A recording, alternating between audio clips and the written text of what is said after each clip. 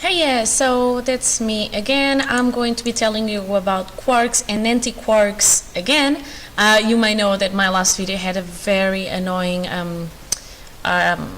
interference noise, so I'm just doing this again. I think it was because I had my phone next to it to try to check the time. So, quarks and antiquarks. Go to the previous videos if you have no idea what I'm talking about, because the previous videos have the background information for this, okay? So, I need to first tell you about strange particles. So we can have strange particles that decay into pi mesons only, or then we can have strange particles that decay into pi mesons and protons. All strange particles, they decay through the weak interaction, okay? So this is something else that you need to know for sure. Now, between the strange particles, we can have two different types. We can have the K mesons or the kaons, which are the strange particles that decay into pi mesons only, so pions, so these first ones, or then we can have the other strange particles. And these are the strange particles that decay into pi mesons and protons, so the second ones that I was talking about here. From these other strange particles, they have different rest masses, which are always greater than the proton's rest mass, and they decay either in sequence or directly into protons and pi mesons. So I don't know if you remember some videos ago, the pions, kaons, and muons video. I was telling you that the K meson had a rest mass that was still lower than the proton's rest mass. These other strange particles have bigger rest masses, okay? And as I already said, they decay either in sequence or directly into protons and pi mesons. So here I go, I have a pi meson colliding with a proton, and I get two strange particles, or I can get two different things. So I can get the K meson that when it decays into pions, so pi mesons, or I can have the sigma particle standing for strange, where it decays to pi mesons and protons, okay? So these are the two types of strange particles. Now, you may remember from my previous video, the leptons, that we have some conservation rules. And we, in the last video, learned about the lepton conservation rule. We learned that charge needs to be conserved in all reactions. But there are some reactions that had the conservation of charge, and they were predicted to happen because everything else was being conserved, but they were never observed. So we had to pick up a number, we had to pick up a new rule to explain that.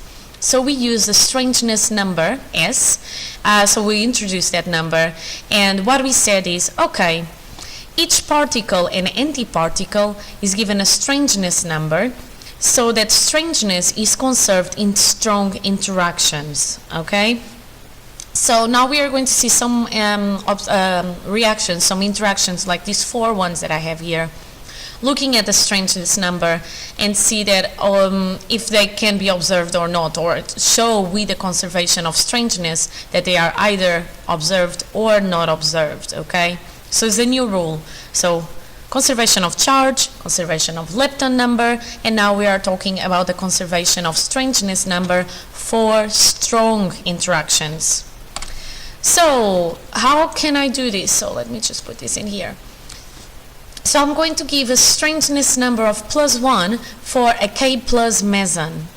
And I'm going to give a strangeness number of 0 for non-strange particles. For example, protons, neutrons, pi mesons, and leptons. So all of these will have a strangeness of 0. If you remember the previous video, I have +1 for leptons, S for non-leptons, and minus 1, 0, so sorry, I'm going to say it again. So I have the lepton number to be +1 for lepton, the lepton number to be 0 for non-lepton, and then being -1 for an anti-lepton. For strangeness is different, okay? I have +1 for the K plus meson only, and 0 for non-strange particles, all right? So no -1s, at least from a rule. So the other S numbers, whichever they are, +1, 0, -1, they were deducted from the observed reactions. So let's look here in these reactions and deduct the numbers. So S numbers, 0, 0, so before the interaction I have a strangeness of 0. And then K plus is a plus 1 for strangeness number, so plus 1. And then I have here sigma minus. Now, because this reaction was observed, I need to have the same strange number before and after the interaction. Since before was 0, I need to have 0 after as well. K plus is plus 1, so sigma minus must be 0 minus 1, because I need to get a total strangeness of 0 before and after the reaction. So because strangeness is conserved, this equation is observed, so can happen. Let's go on reaction 2. Is observed, so I need to have the same strangeness number before and after. I have a pi plus and a neutron, so non-strange particles, so 0 and 0 for strange number. And then I get a K plus, it has a strangeness of plus 1, and then I have the sigma 0. And this reaction was observed. So strangeness before is 0. For this reaction to be observed, strangeness after must be 0. Because I have a plus 1 here, then sigma 0 must be minus 1. So it has a strangeness of minus 1 to make sure that the total strangeness before and after the interaction is conserved. In this case, is number 0, is 0. Reaction 3, let's look again. Pi minus, so non-strange particle has 0. Neutron, no strange particle, 0. K is 0 and sigma minus. Now, sorry, sigma minus we already know from the first equation that has a strangeness of minus 1. So here is minus 1. I have 0 before the interaction, so for this to be observed I must have 0 after the interaction. Because this is minus 1 for sigma minus, K is 0 must be plus 1. And here we go, strangeness equals to plus 1 for K0, because the total strangeness is 0 before and after the reaction. Now let's look at the very last reaction. I have the pi minus and the neutron, both non-strange particles, so 0 and 0. And then it goes into K minus, and then it goes into sigma 0. Now this was not observed. Sigma 0, we know from the second reaction that the strangeness number is minus 1.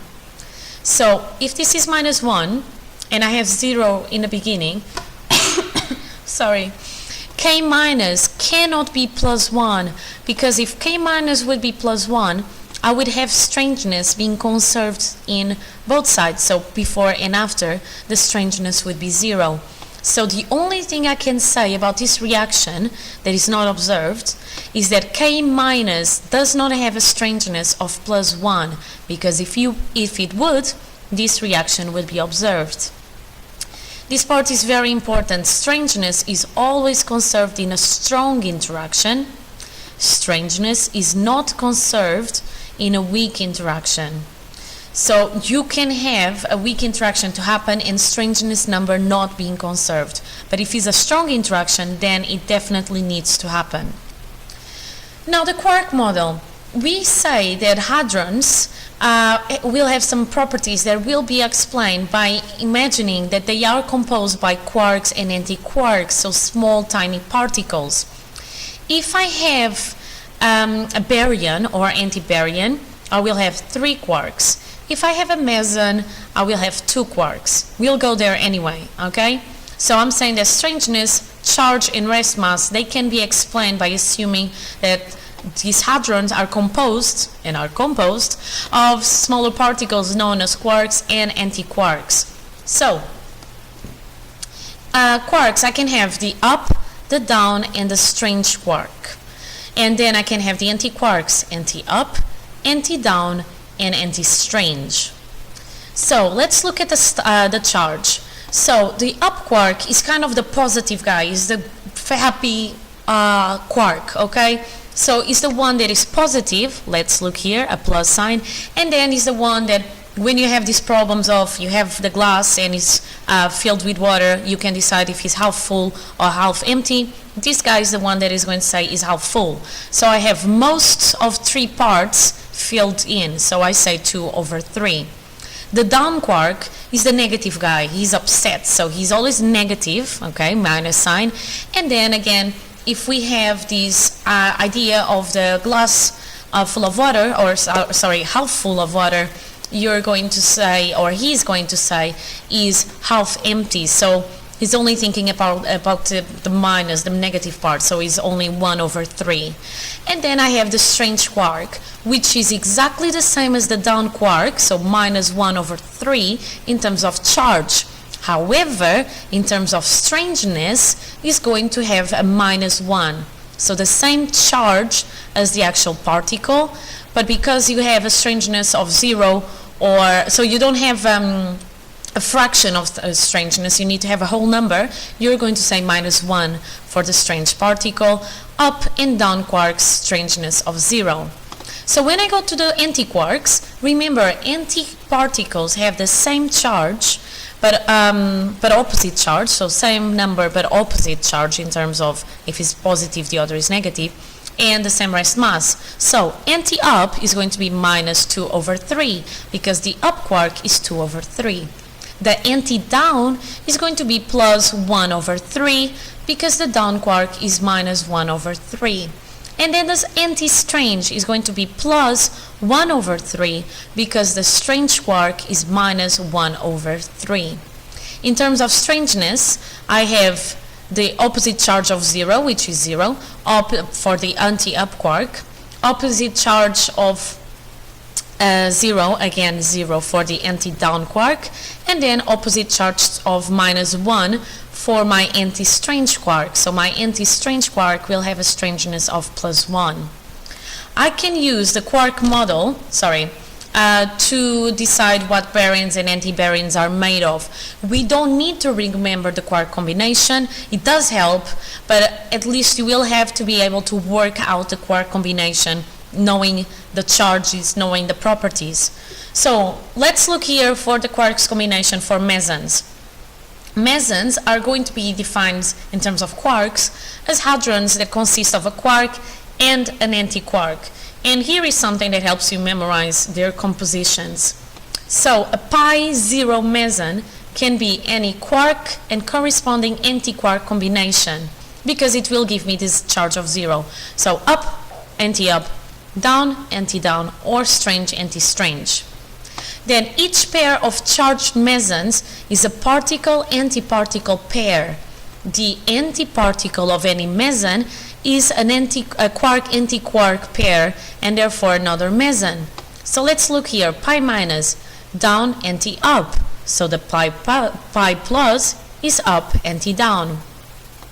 K plus is going to be up, anti-strange. So K minus is strange, anti-up.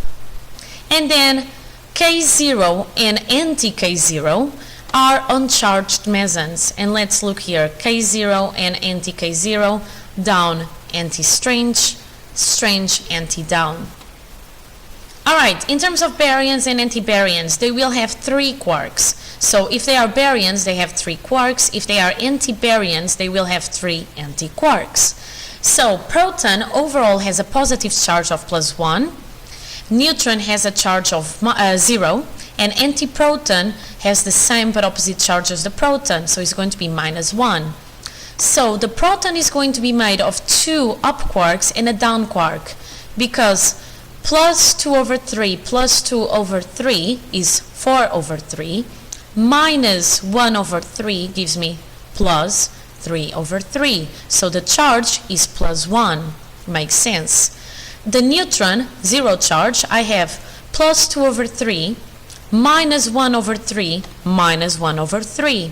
So that's +2/3 minus 2/3. That gives me 0. Makes sense. Antiproton is going to be the antiparticle of the proton. So anti-up, anti-up, anti-down, because I get -2/3 minus 2/3 plus 1/3. That gives me overall -3/3, so I'll get -1. Alright? Now, I need to tell you about Feynman diagrams, and remember that proton is up, up, down, and neutron is up, down, down. So the difference between the proton and the neutron is that the proton has an up and the neutron has a down quark, okay? That's the only difference between them. Because now I can make my quarks and beta decays to be as a beta minus decay to be a down quark going to an up quark, releasing a beta particle and an electron antineutrino. This is through the weak nuclear force, the minus boson, the minus W boson. So because I go from a down to an up quark, oopsie, sorry, I didn't want to go that way. What I have is a neutron that changes into a proton. So I have, let's look before, a down quark neutron becoming an up quark proton. Alright, and then in terms of quark language, I can say that I have a down quark that changes to an up quark. Let's look at the positron decay and see that this works as well. So I'm going to have an up quark changing into a down quark. So that means that I have the opposite. I now have a proton changing into a neutron because I have an up going to a down quark. I release a positron, here it is, beta plus, and I release an electron neutrino, here it is. Because I have the beta plus, I have the weak interaction with a positive boson. In terms of quark language, this now becomes the beta plus decay is an up quark that changes to a down quark. So that means when you have Feynman diagrams, you can either do the decay, the interaction, neutrino, antineutrino, neutron, proton, or you can do the quark Feynman diagram, up going to down, down going to up. Please look at the previous videos because I have the Feynman diagrams there. I have the explanations of the decays, so you will understand if you are not understanding at the moment, okay? I'm going to go now, so I need to stop recording the video, and I'll see you next time. Bye!